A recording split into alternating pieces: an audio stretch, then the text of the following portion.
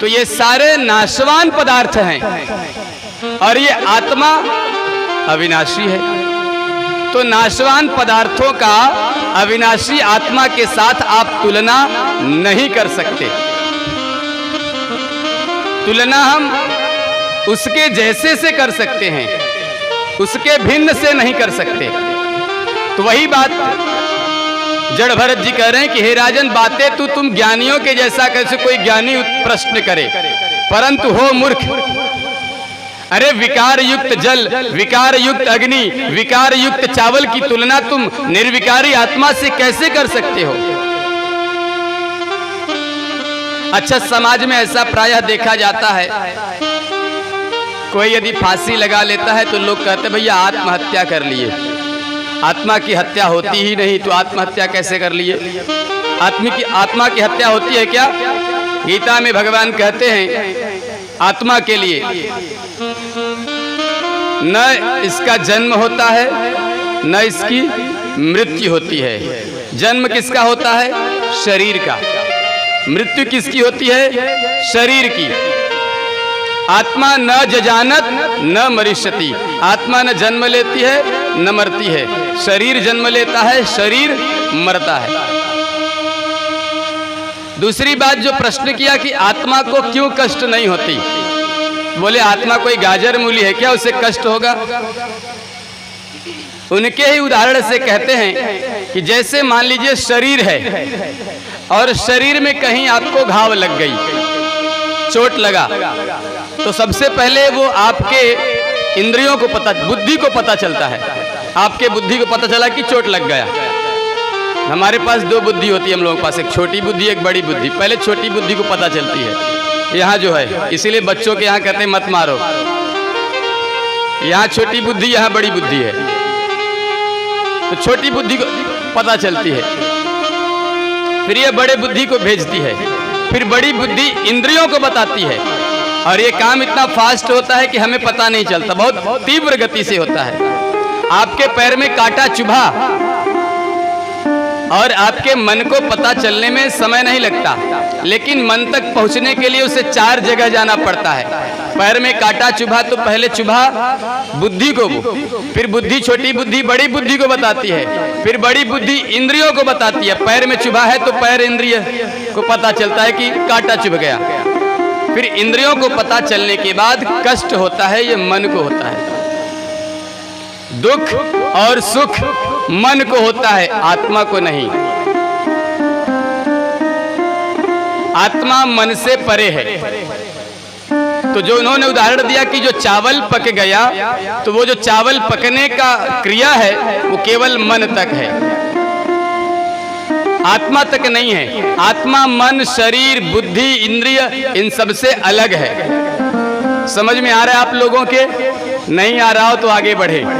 वेदांत दर्शन का विषय है। ये जो आत्मा है हमारे शरीर के इंद्रिय, बुद्धि, मन इन सब से परे है। सुख और दुख मन को होता है, आत्मा को नहीं होती। एक उदाहरण से आपको बताते हैं। आपको बहुत विपत्ति है, बहुत अभाव है, जीवन में किसी बात का दुख है, तो ये शरीर को पता चलता है, इंद्रियों को पता चलता है और हमारा मन दुखी होता है। आत्मा दुखी नहीं होता, आत्मा को सुख दुख होता ही नहीं है, मन को होता है। और आपके जीवन में बहुत सारी सुख सुविधाएं हैं, बढ़िया खा रहे हैं, पी रहे हैं, ढंग से टिप टाप रह रहे हैं, तो ये जो सुख है ये सुख भी हमारा मन भोगता है, आत्मा नहीं। क्योंकि आत्मा नित्य शुद्ध बुद्ध और मुक्त है।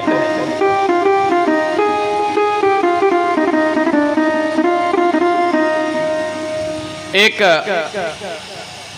साधु संत थे। अब आइए हम समझते हैं कि सुख और दुख क्या है। और ये सुख दुख आत्मा को नहीं होती, मन को होता है, केवल मन तक।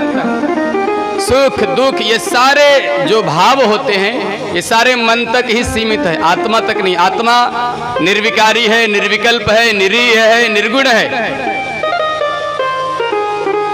सारा झंझट, सारा झमेला केवल और केवल मन तक है। और मन से ही सुख है, मन से ही दुख है। एक संत थे, जा रहे थे तो कहीं रास्ते में कोई मिठाई की दुकान थी, लोग मिठाई ले रहे थे, खा रहे थे। अब उनको मिठाई खाता हुआ देख करके उनके मन में मिठाई खाने की इच्छा जागृत हो गई। हम लोगों के भी मन में दूसरे के सुख को देख करके सुख भोगने की इच्छा होती है, दुख भोगने की इच्छा नहीं होती। कोई दुखी है, उसका दुख नहीं भोगना चाहते, सुख।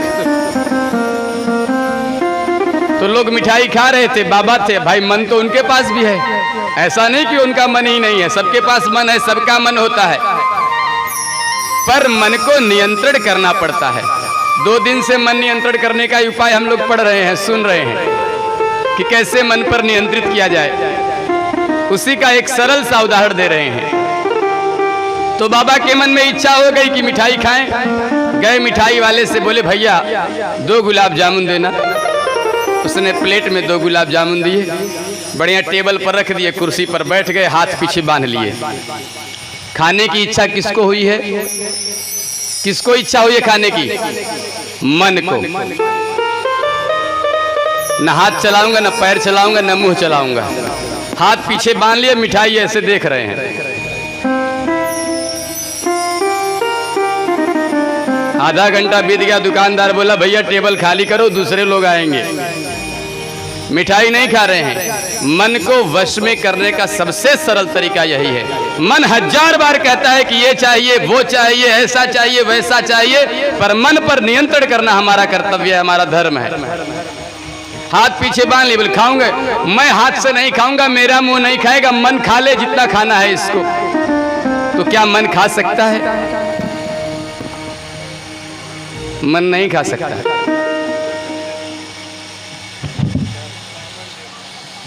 तो जड़ भरत जी कह रहे हैं कि हे राजन, सारा सुख और दुख ये केवल मन तक ही सीमित है, आत्मा में नहीं। और मैं इन मन से आगे उठ चुका हूं, परे आ गया हूं, मैं आत्मा तक पहुंच गया हूं। इसीलिए कहते हैं आत्मज्ञान, आत्मबोध। जब मनुष्य को आत्मबोध हो जाता है, आत्मज्ञान हो जाता है, तब ये सब जंजाल से परे हो जाता है। और आत्मबोध नहीं हुआ, कितना भी रंग बिरंगा कपड़ा पहन लो, बाबा बन जाओ, जंगल में रहो, चाहे जहां रहो, कोई फर्क नहीं पड़ने वाला है। अरे यदि जंगल में जाने से मुक्ति मिलती तो गीदड़ जंगल में ही रहता, मुक्त हो जाता ना। अगर किसी नदी में जाकर कंठ भर पानी में बैठ करके तपस्या करने से मुक्ति मिलती तो न जाने कितने जीव जल में ही रहते हैं, नदी में ही रहते, वो मुक्त हो गए होते। हुए क्या? तो मन को अपने वश में करना ही मुक्ति का पहला सीढ़ी है। रहुगढ़ जड़ भरत के चरणों में गिर गए और सब बातें समझ में आ गई। बहुत सारी और चर्चाएं आपस में हुई। फिर जड़ भरत जी ने अपना पूर्व चरित्र भी सुनाया कि पूर्व जन्म में तुमसे बड़ा राजा था, तुम तो छोटे से राजा हो, मैं पूरे भूमंडल का छत्रपति सम्राट था। और इसी मन के कारण फिर, क्योंकि मन भगवान का कीर्तन कर रहे थे, मन सावक पे लग गया, और मन सावक पे लगा तो फिर हिरण बन गए, और हिरण बने तो फिर मनुष्य बने। अब हम मन पर भी नियंत्रण कर लिए हैं, क्योंकि मन है व मनुष्याणाम कारणं बंध मोक्षयोः बद्धं तु विषयासक्तं मुक्तं निर्विषयं मनः। प्रश्न पूछा रहुगढ़ ने कि बंधन क्या है और मुक्ति क्या है? बंधन किसे कहते हैं और मुक्ति किसे कहते हैं? बोले मन है एवं मनुष्याणाम कारणम बंध मोक्षयोः बद्धम तु विषयासक्तम। आपका मन विषयों में आसक्त है, समझो आप बंधन में हैं, और आपका मन विषयों से हट गया, निर्विषय हो गया, समझो आप मुक्त हैं। बहुत सारे लोगों को अभी ये पता नहीं है कि मुक्ति मरने के बाद मिलती है, ऐसा लोग सोचते हैं। मुक्ति कब मिलती है? मरने के बाद। बहुत सारे लोग कहते हैं मुक्ति पाने के लिए मरना पड़ता है। ये बात 100% गलत है। मरने के बाद मुक्ति नहीं मिलती। मुक्ति इसी जीवन में मिलती है। आप यदि विषयों में आसक्त हैं मतलब आप बंधन में हैं, विषयों से निरासक्त हो गए मतलब आप मुक्त हो गए। और ऐसे हजारों हमारे देश में लोग हुए जो जीवित मुक्त थे। भगवान गौतम बुद्ध, मीराबाई, संत कबीर, ये सब जीवन मुक्त लोग थे। गुरु नानक जी जीवन था पर जीवित ही मुक्त थे, विषयों में कोई आसक्ति ही नहीं थी। अभी भी बहुत सारे लोग हम जानते नहीं, हजारों संत हैं हम जानते ही नहीं, और जिसे हम जानते हैं वास्तव में वो संत भी नहीं है। जो संत होते हैं हम उन्हें जानते ही नहीं, और जिन्हें हम जानते हैं वो संत। मैंने आपको संत की परिभाषा बताई। संत का अर्थ होता है जो हमेशा पहले तो विकारों से मुक्त हो और सत्य रूपी नौका पर सवार हो। यदि किसी के मन में थोड़ा भी विकार है, विकार का मतलब जैसे कोई चाहता है कि मैं बहुत बड़ा मंडलाधीश बन जाऊं, तो समझो संत नहीं है, क्योंकि मन में क्या है कि मैं बहुत बड़ा मंडलाधीश बन जाऊं। तो ये विकार युक्त मन है उसका, वो संत नहीं है। संत का अर्थ है जिसके मन में विकार हो ही नहीं, किसी भी प्रकार की चाह ही नहीं हो।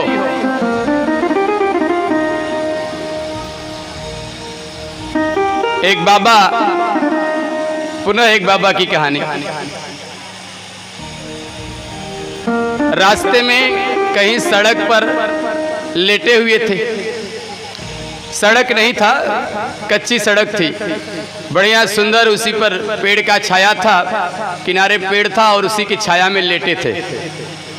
और किसी राजा की सवारी जा रही थी, तो आगे सैनिक होते हैं, सैनिकों ने कहा रे बगल हो जाओ, बगल हो जाओ, फलाने राजा आ रहे हैं। बोला राजा को बोलो बगल से जाए, मैं यहीं रहूंगा, मैं नहीं हटूंगा। बोला अरे मालूम नहीं बहुत बड़े शहंशाह हैं, राजा हैं। बोला बगल जाए, राजा होंगे अपने घर के, मैं यहीं पर ठीक हूँ। राजा तब तक आ गए, बोले भैया बगल होने के लिए कह रहे, बगल हो जाओ। सुनते नहीं हो। बोले बगल से जाओ आप। बोले जानते नहीं मैं इतना बड़ा राजा हूं। बोले मैं तुमसे बड़ा राजा हूं। बोले कैसे? बोले ये, बोले फलाने देश को जीत करके आ रहा हूं और फलाने देश पर आक्रमण करने जा रहा हूं, इसको भी जीतूंगा। बोले तब तुम राजा नहीं हो, राजा मैं हूं।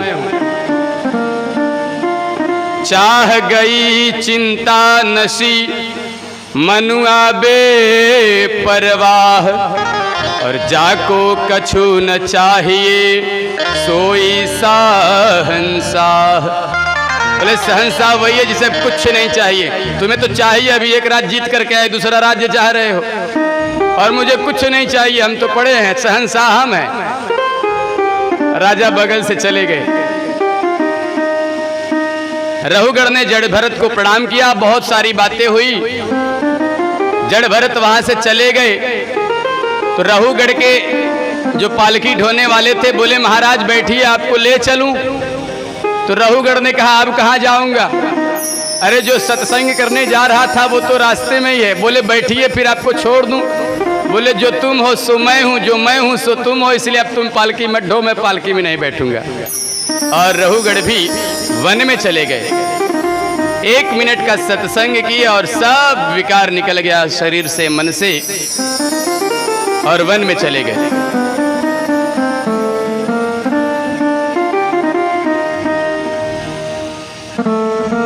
सुखदेव जी बहुत सुंदर चरित्र सुनाते हैं जड़ भरत का।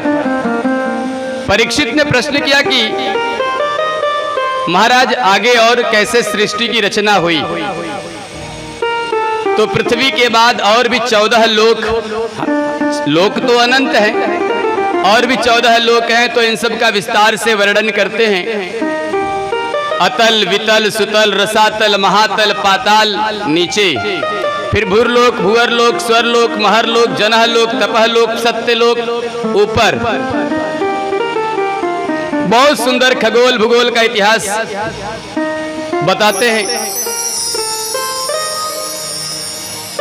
परीक्षित ने पूछा कि प्रभु, हमने सुना है कोई नरक नाम का भी स्थान होता है।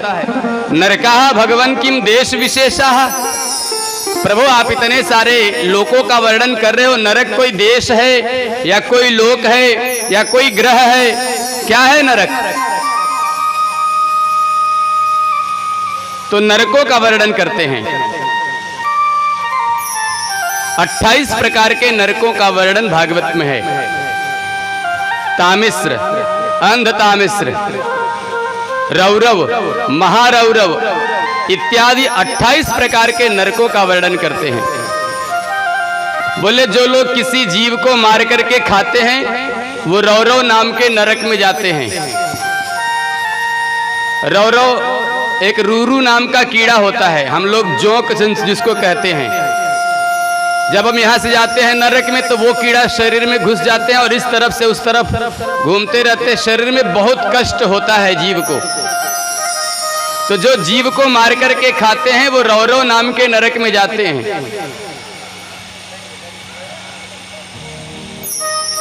जो दूसरे का धन चोरी करते हैं, हड़पते हैं, बेईमानी करके लेते हैं, वो तामिश्र नाम के नरक में जाते हैं। और जो पराई स्त्री का परस्त्री गमन करते हैं वो अंध तामिश्र नाम के नरक में जाते हैं।